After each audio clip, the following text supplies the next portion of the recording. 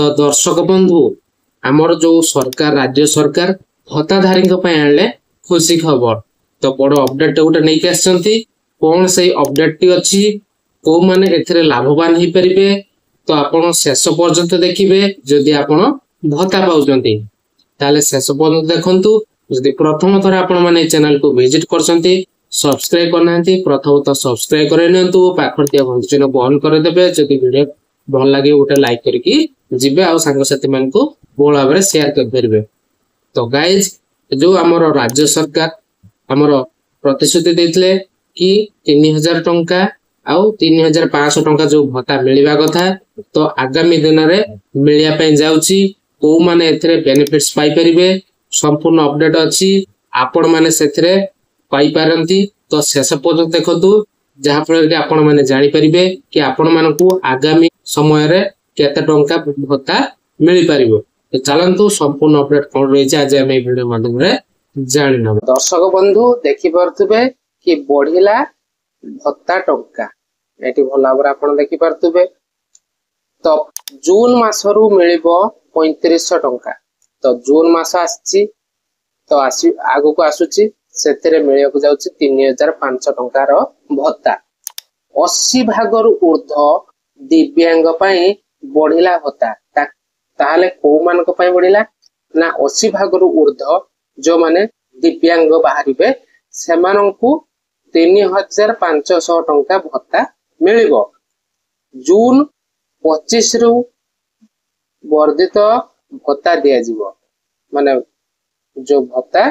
जून मासरू दिया जा जाउची आउ कोन ना सरकारंको एही पदक्षेप अनुसार 25 मसिया जून मास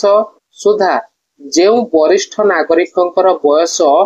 80 वर्ष अतिक्रम करिथिबो सेमानंकु सरकार एणिकी 3500 टंका भत्ता देबे। जो माने रही जाउतले कि सेमानंकर बयस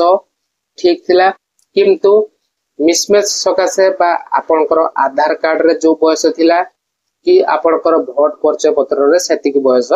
हो नथुला तो आपनकर जदि भी हेई जाइतिबो वर्तमान टाइम रे ताहाले आपण माने दिव्यांग विबद्ध अटंती ताहाले आपनको एणिकी 3500 टंका भत्ता देबे बोले सरकार कहि सारछ। तो आपण भी पाया पय जाउचंती सही 3500 टंका तो तापरे सही भले जेउ दिव्यांग व्यक्तिंकर अक्षमता 80 भाग रु अधिक होइतिबो सेमाने भी जून मासरू मासिक 3500 टंकार भत्ता प्रदान करा जीवो सेमानंकु। तो जेउ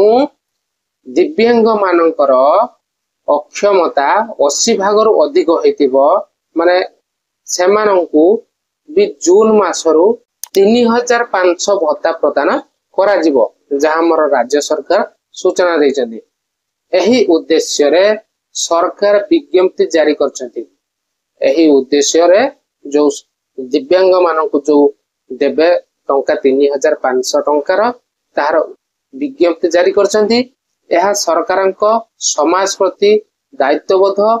व समस्तक पई समान व सम्मान व सुरक्षा निश्चित करिवार अंगीकार को प्रतिफलित करुछि। तो निश्चय एही भत्ता वरिष्ठ व दिव्यांग व्यक्ति को स्वावलंबी जीवन यापन करिवारे सहायता करिवो एवं सेमानंक जीवन को आहुरी समृद्ध व सम्मानजनक करिवो। जहा आपण खबर पाउतले